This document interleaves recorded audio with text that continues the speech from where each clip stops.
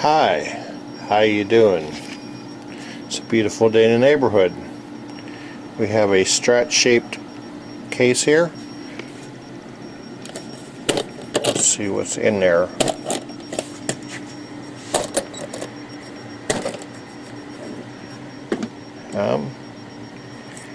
As luck would have it, it's a Strat.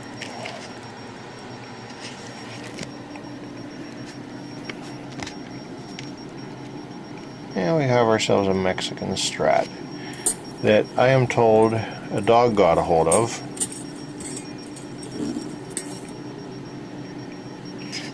We're going to have to put a new nut in it. See the bite marks? Really went and got a hold of it, didn't like it. So anyhow, we're going to put a nut in it. I'm going to fix some of the dents. If you could see that very well. Some of the dents we're going to level and crown. The frets. And we're also going to put in some Tech string saving saddles. And we're going to make this a lockdown hardtail bridge. And otherwise it's in good shape. There's you can see there's cracks in the polyester. I wonder if it's on both sides. Yeah, both sides. Not a wood. It's typical for Strats, but that's the poly cracking. Somebody probably tightened the screws down too hard on the back plate. So we're going to get at this here. Welcome back. We've adjusted the truss rod, made sure that top of the neck was straight with our slotted straight edge. The tusk nut we had to take a little bit off the corners just because you know, it's rough fit, and we'll probably have to do some adjustments once the strings are on it to make sure our string height is good here. And by the way, what we're going to look at is between 18 and 22 thousandths here. Next step is we're going to tape up the fingerboard. As you see, the frets are a bit munched. There's some dents and stuff, and get down to the lead area. Some really flat tops on these frets. So we're going to make it play better. Probably better than when it came out of the Mexican factory. So stay tuned. Okay everybody, welcome back to Stringman Guitars. Last we visited, we had a guitar that had needed some work. It needed a nut, so we put on the, get that in the picture, hold on a second, there it is, Tech, it's upside down, Tech Black Tusk XL. That's in there. Had to do a little bit of shaving to get in there, and probably will have to do a little bit of adjustment on the slots with the file. But we have here now, the neck is off the guitar, and we have a bunch of messed up frets here. Just dug in, gouged out, and flattened out from all this stuff. So we have the roll of 220. Everything's taped off so nothing gets messed up. Even taped off the nut so it doesn't get bumped or cracked or anything. So we have our StewMac heavy bar, and I'm going to go ahead and sand it down until we don't see any more of the funny stuff on there, any of the nicks or string marks and stuff. Just want to make it all level straight. First thing we did was use the slotted straight edge with the truss rod machine to make it completely flat. Taped it off. Now we're going to go ahead and do this. And since it's a 9.5 inch radius, and I don't have a radius block because you really don't need it, take it off the bench or anything. Instead, the neck rests flat, and what you want to do is you're going to take the same number of strokes, move it a little bit. See, I'm starting on the fat side of the neck, and going to move it to the middle, then to the end. We're going to use the same number of strokes back and forth, and let the heavy bar do all the heavy lifting. Just 1, 2, 3, 4. 1, 2, and again on the treble side.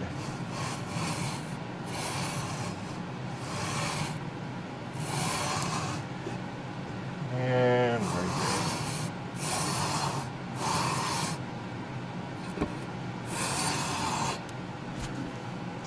And looks like one more pass on everything. There. Here. Here.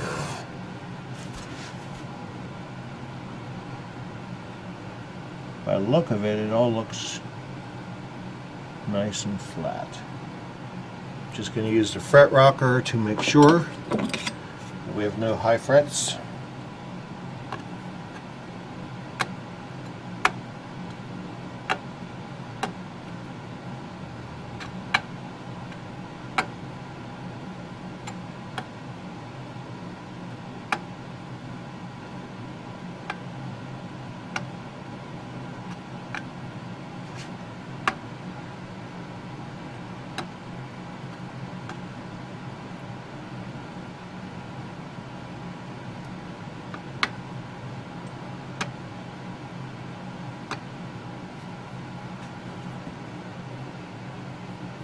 One more.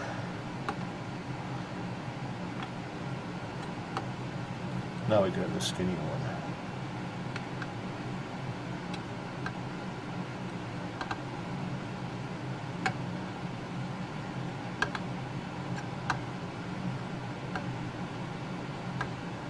So far, everything looks good.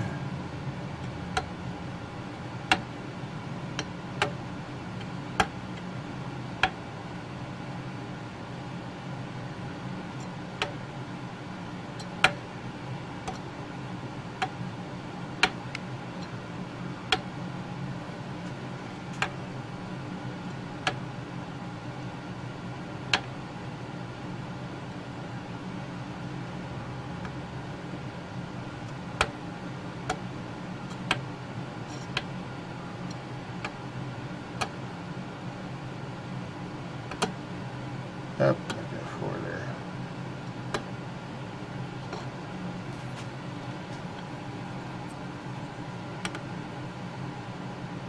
This thing has 1, 2, 4 sides. 3 are for guitar. The extra one is for bass because you've got to reach over 3 frets to make sure that everything is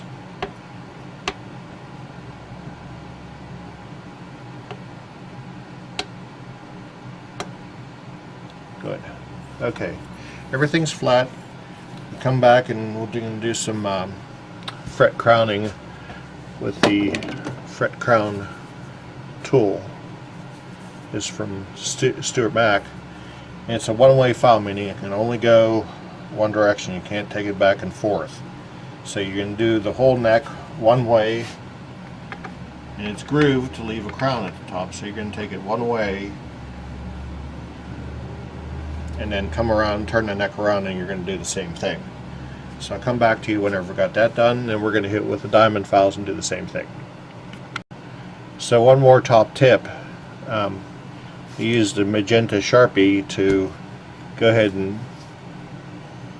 color all the frets so that whenever I go over them with the crowning file, there'll just be a little sliver of magenta across the frets. That's when you'll know you've reached the point where you want to stop. And as you use the diamond files and then using the sandpaper, that'll all of course disappear as you polish them. So I'm going to leave it sit here with pink frets. We'll see you in a little bit.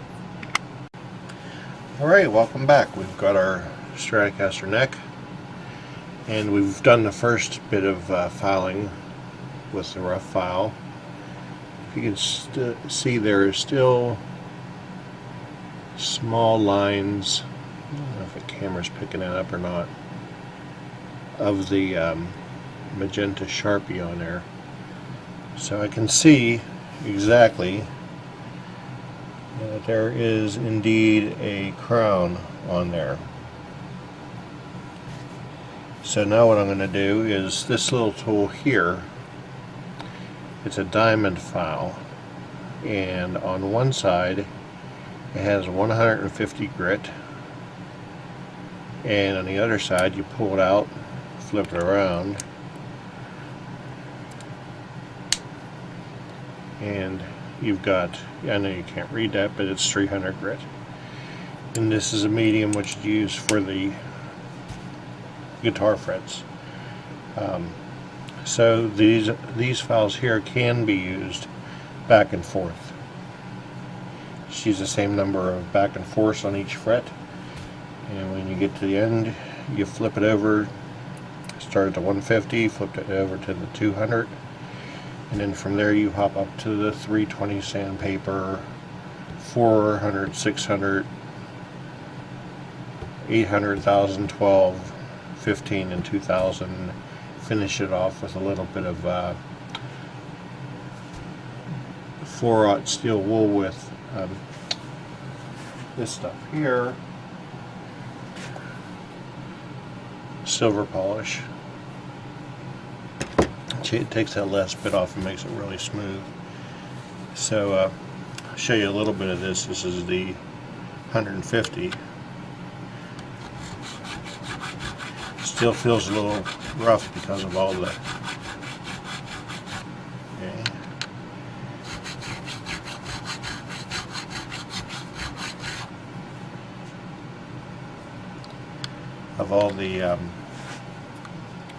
rough marks left by the big teeth, or the big grit in the crowning file. Now what we're doing is starting the dressing process.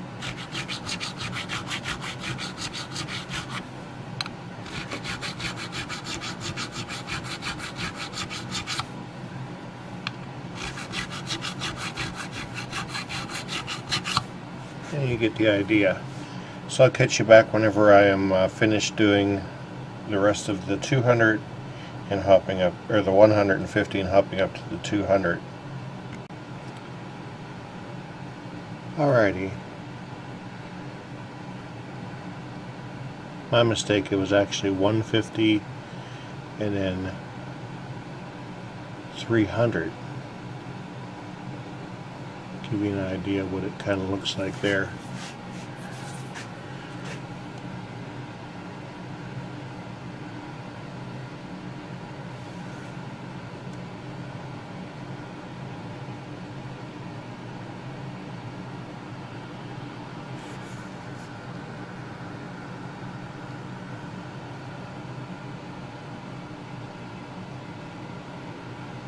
So they still look kind of rough. That's only 300 grit.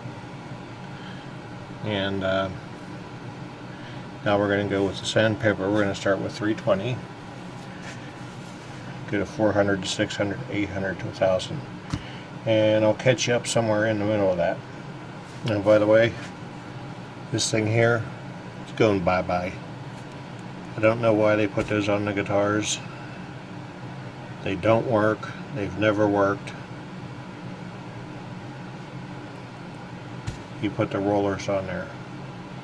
Unless you don't want to trim, then it serves its purpose. But if you want to do any sort of trim work, then get rid of that piece of crap. See you again. just thought I'd show you. I take basically a slim strip of a 320 and fold it over a few times. That way I pretty much always have a clean surface to work with. So once again, be back in a minute.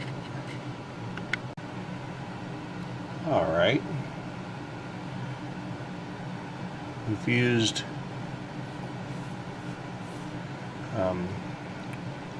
400, 600, 800, and about to go to 1,000. And as you can see, they're shining up quite nicely. Let's see if I can get up close here. Come on, camera.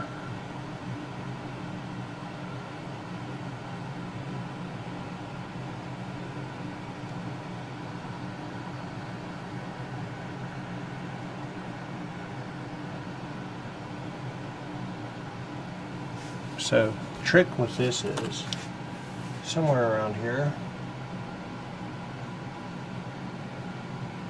I have a piece of towel, like floor tiling. Hold on one second.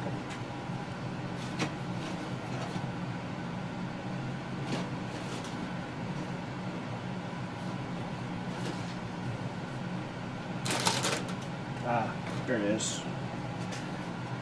Little piece of a kitchen floor, and this rubbery stuff, you know, it's soft backed. You wrap your sandpaper around it and it makes a great little flapper tool. Just make sure that all the taped areas are still taped off after you do some of your work, because you don't want to do anything to the wood that's under the tape. Don't want to scar it any more than it already might be. There's a couple pieces that are showing. Alright. Everything else looks good. Okay, so take your little flapper here. This is 1000 grit. Okay. Just work it evenly across it, and it really starts to bring out the shine. You can adjust a little bit to get yourself another face on there.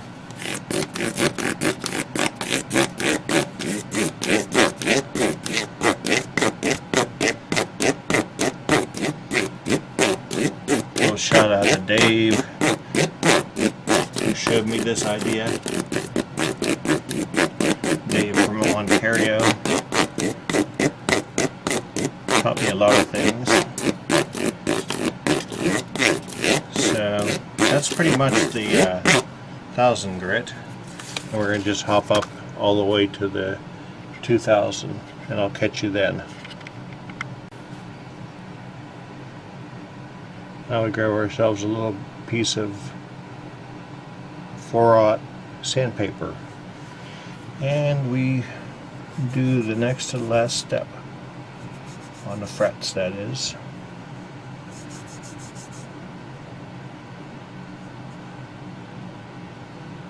This is just going to basically polish it.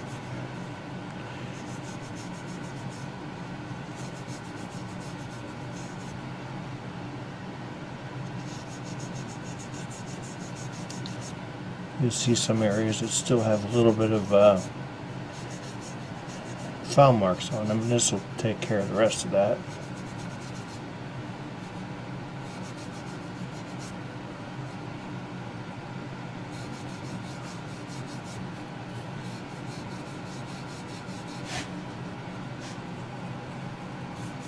Okay, that's about it with that steel wool, huh? So I'm going to hit it with some of the Right Silver Clean. Get that in the movie. There it is. And I'll show you what it looks like after that. It'll be amazing. Let's see where we're at now, just so you can see. It's getting real shiny.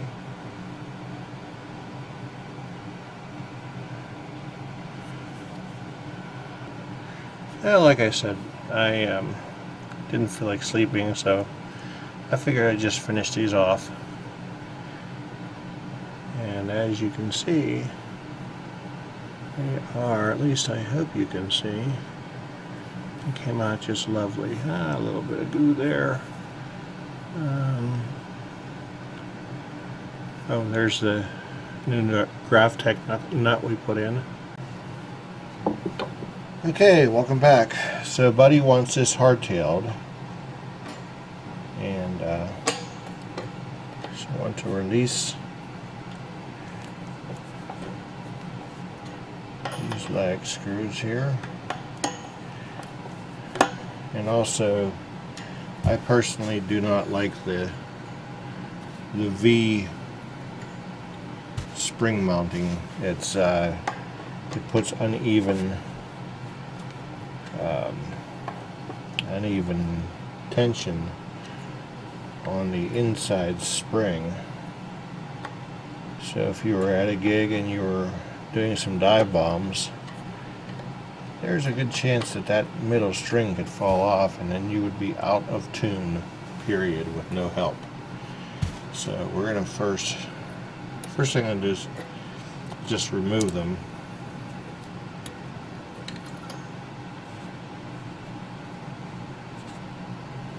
Keep them in order.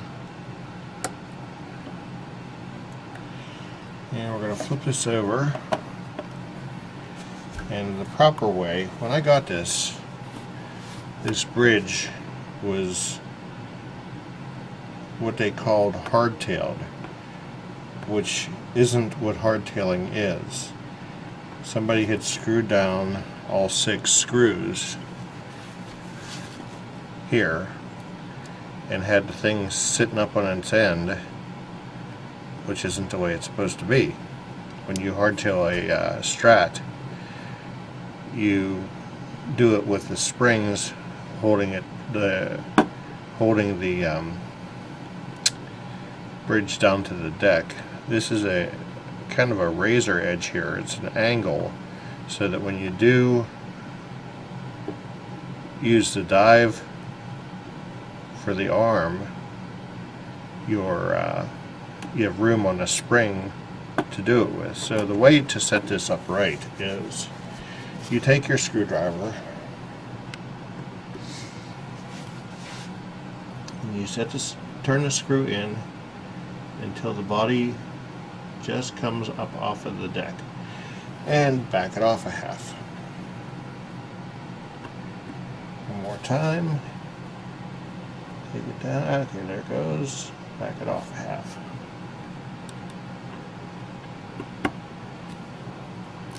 Down until the body comes off. Back it off a half. And because it was that way, he had all the saddles pushed forward, so they were rubbing against the screw heads, which left marks on the saddles, which isn't a big deal right now because we're going to remove said saddles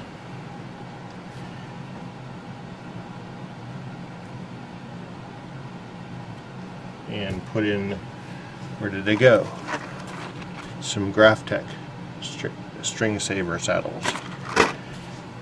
So once we have the bridge installed properly, we flip it back over.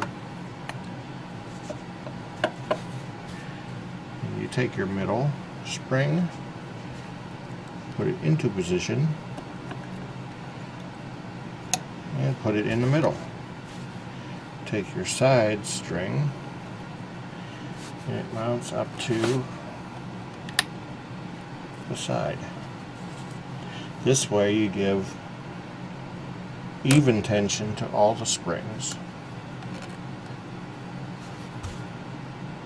Therefore, no chance of one of the springs popping up, because if you did a lift or dive bomb or whatever, yeah, it would be a lift, where you raise the pitch. It would make this real loose and possibly fall off, and you don't want that to happen in the middle of the show. So you do it this way, there's even tension. And I'm going to put these back where they were. About 3 turns on each one. Then once we put the strings on and the saddles, that's not right. Once you put these string saver saddles on, put strings on, which we're going with a heavier gauge than what was on here, then we can bring these in to the point where it is hardtailed over here down to the deck like it is right now. So I'm going to go ahead and install these guys, and I'll be back.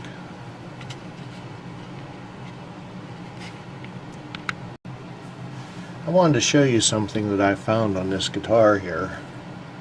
See if we can get a good look at it. There we go. Right here, the edge of this, the polyurethane finish, and you have your typical cracks. Where's the body? There it is. Typical cracks here, and I might have to reshoot this. There we go. And here you see the crack there. That's typical. What's not so typical is that the poly finish is actually pulled away enough to probably slide a real thin pick in there. I'm not gonna try to fix that, because once the bridge is back in place, it's not going to be noticeable, but I will tell Buddy about that in case he wants to have somebody who does finish work do something with that. But for now, we're just going to work on making it play. I've got these string savers out. I cleaned out all the gook underneath the old saddles, and we're going to go ahead and start to put these in. They come with a choice of longer screws or shorter screws. Assuming since the screws that are in it are the shorter ones, that we can go ahead and assume, hate to assume, and go ahead and assume that the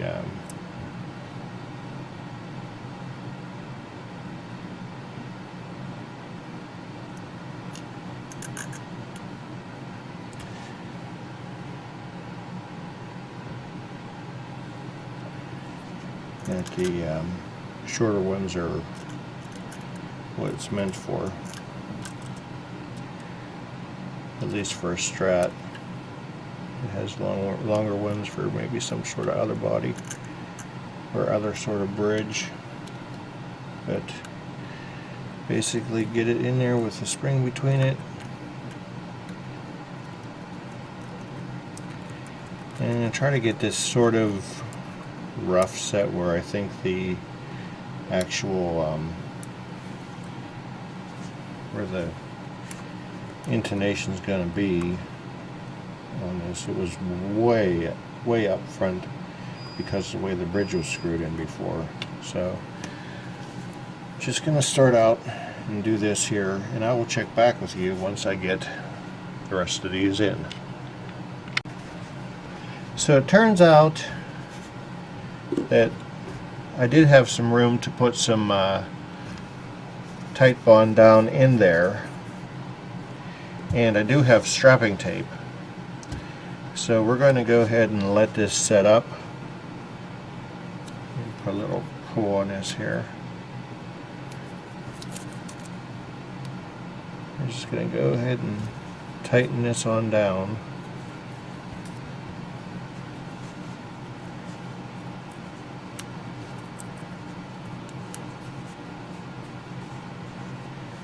That way Buddy gets his guitar back, you won't have to worry about that paint chipping off. And I won't have to worry about that paint chipping off when I go to reattach the neck.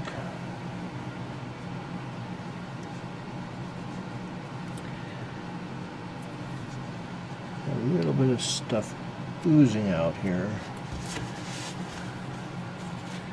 which means I made it down in there.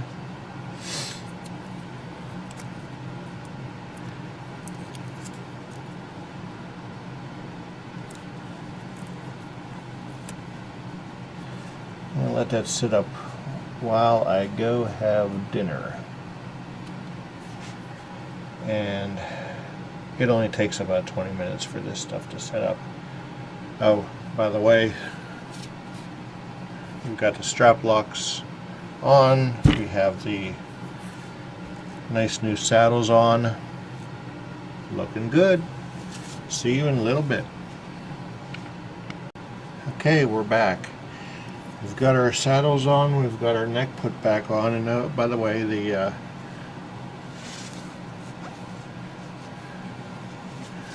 raised paint, let's see here, get it in the camera. A little trick with the tight bond worked, so that should hold it, because there's on the inside of the polyurethane there's also going to be some wood from when it was first applied, so it will hold. We've got the neck back on it, all the frets are done, and now we're going to string it.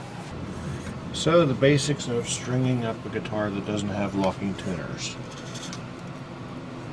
What I do is I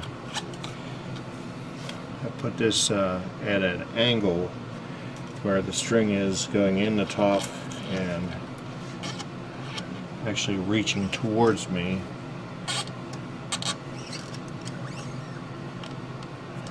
And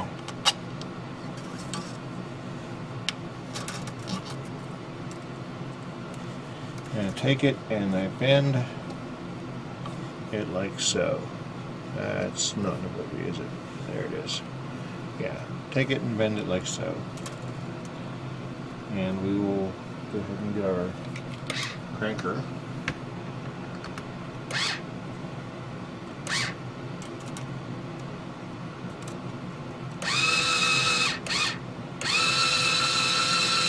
You want to get at least 2 wraps.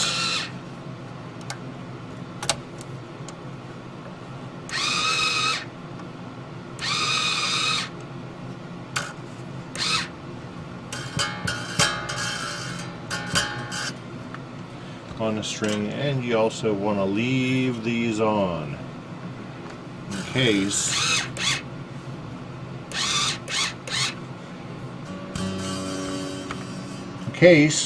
you need to take them back off again.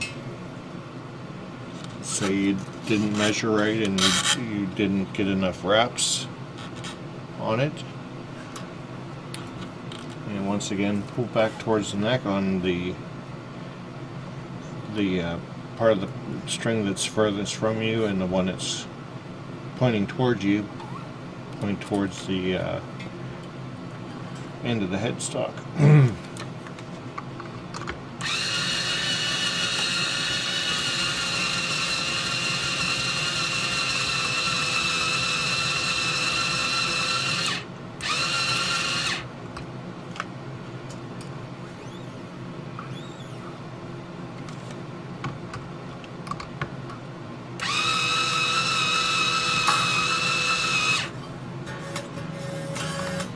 So I'm going to go ahead and do this here, and I'll be back whenever I got it strung up. Remember the whole thing about changing the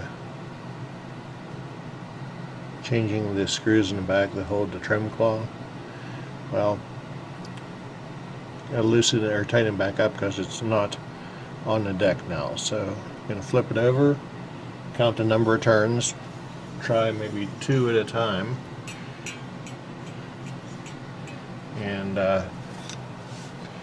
Get this thing back down to the deck. 2.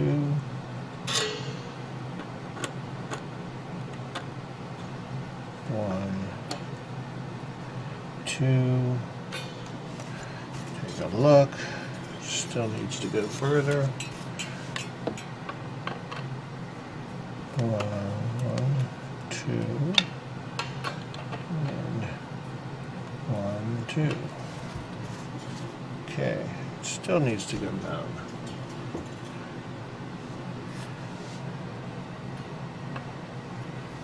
One.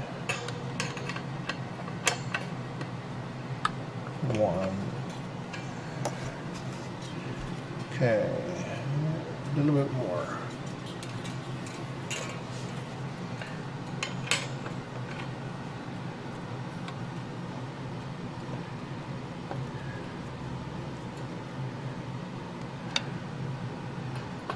It's about as far as Fender drilled them.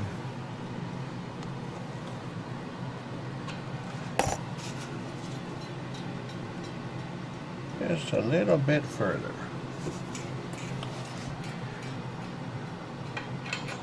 Could always add a couple springs, but that's never great. You end up getting harmonics out of them that you don't want. I've seen guys that use 5, which, you know, whatever works for you. Okay, we are down on the deck. I'm going to go ahead and tune it up to pitch and make sure that it stays on the deck. Be right back. Even though we have Graphtec bridge and nut, I still like to use some of this guitar grease on both ends where your contact points are, because you always get a little bit of noise and a little friction even with the graphite. So this stuff just kind of puts the extra layer of butter on the bread. And the way I do it, loosen the string just a little bit, move it over. These things here are little tiny brushes. And as you can see, I've already used them. Just get a little bit of the goo on there. Let's see if we can get the goo in the picture. Get the goo on there. You just lay it into the nut. And you tune it back up to pitch.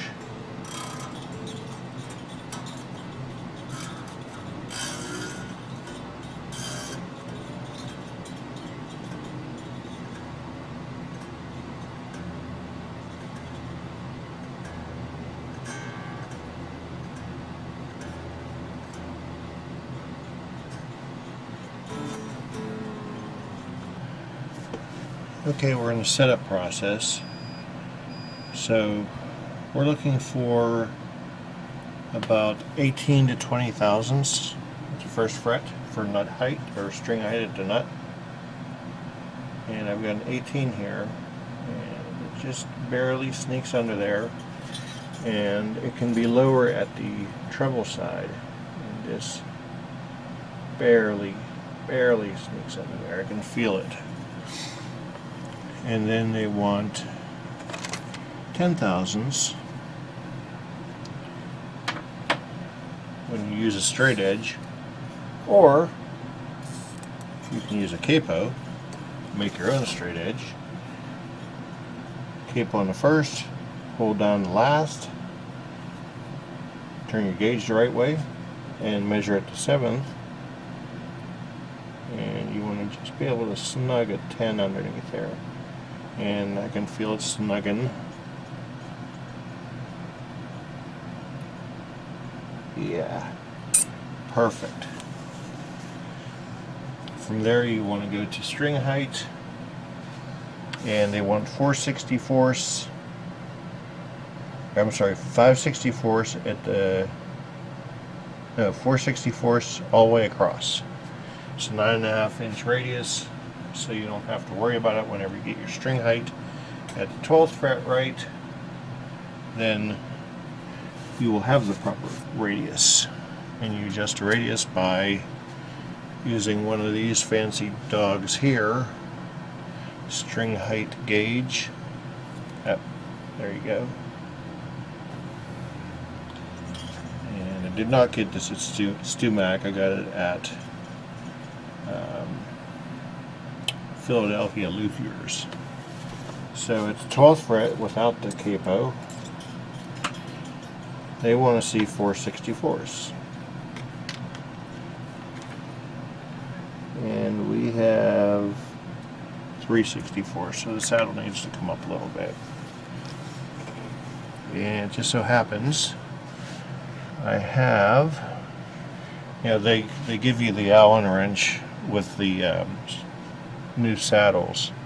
However, I prefer to use a screwdriver. It's a little easier and less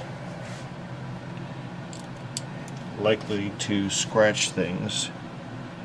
And you want to keep your saddles straight, which they all, you know, except for the high E.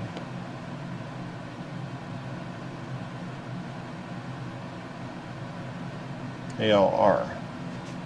So you count your turns, or approximate your turns. Take a half a turn.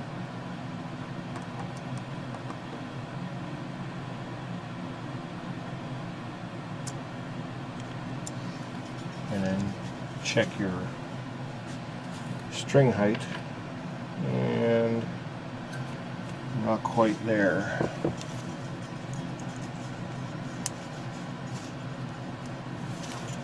So once again, we're going to do the same turn on both sides.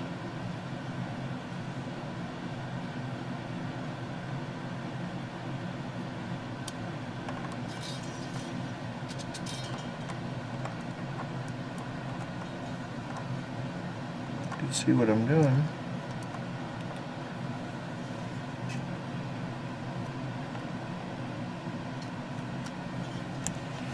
See what we got there.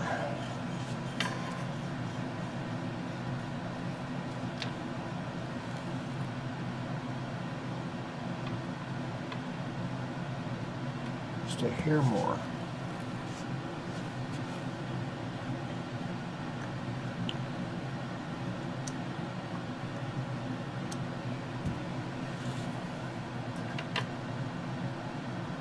And we have exactly 4/64. So, like I said, you want to keep your saddles flat, and as you go across, it's going to make the 9.5-inch radius, which is what the fingerboard is, and the nut is. So you want it all to match. So once we get that, we'll do intonation. So stand by. Okay, we've set our string height, and we've got her intonated. There's no buzzing strings. Everything is right on 4/64. It could actually go higher, just a eyelash, and it would be right at 4/64.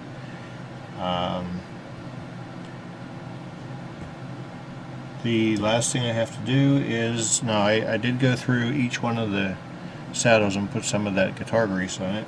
Also went through and put the guitar grease in the graphite nut. And the only thing left to set is the pickup height, and these being either classic or Texas Specials.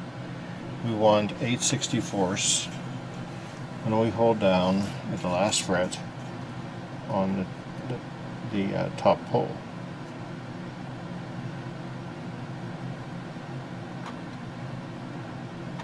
And let's see, 4/64. Here we are. So basically 8/64 on the E and 4/64 on the high E. I'll get that finished up, we'll clean it up, clip the jangly strings ends off, let it sit overnight, double check our all of our measurements, and if you liked what you saw here and you'd like more videos, check out Stringman Guitars on YouTube, and there's also a Facebook page.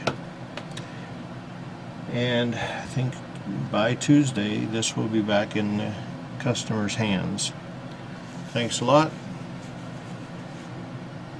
Please subscribe, and we'll be doing a Squier, his second guitar, Squier Strat, with a floating American 2-point trim, a fret job, basically everything here. And the other thing he has is a on-off switch for the he has a mini humbucker in the bridge, and he wants it to be on in every position, or flick it down and it acts like a normal Strat. So that's what's next up. We're going to finish this one up, and like I said, please subscribe, like, and all the other things. See you later.